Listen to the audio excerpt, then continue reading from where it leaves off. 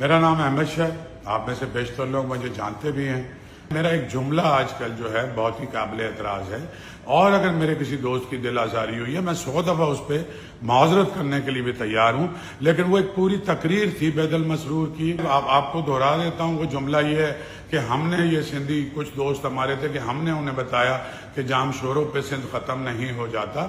بلکہ کراچی بھی آپ کا ہے اور سمندر بھی آپ کا ہے۔ تو میرے پچھلے 20-30 سال کی کوئی تقریر ایسی آپ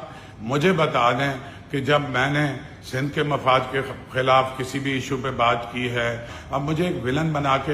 بنانے کی کوشش کی جا رہی ہے۔ پھر سندھ کے ہمارے لاکھوں بچے اور نوجوان جو میرے ساتھ کنیکٹڈ ہیں، حیدرآباد میں، سکر میں، نواب شاہ میں، میرپور خاص میں، کراچی میں، ان کو بھی یہ تاثر مل رہا ہے کہ کوئی میں جو ہوں کوئی اینٹی سندھ آدمی ہوں یا میں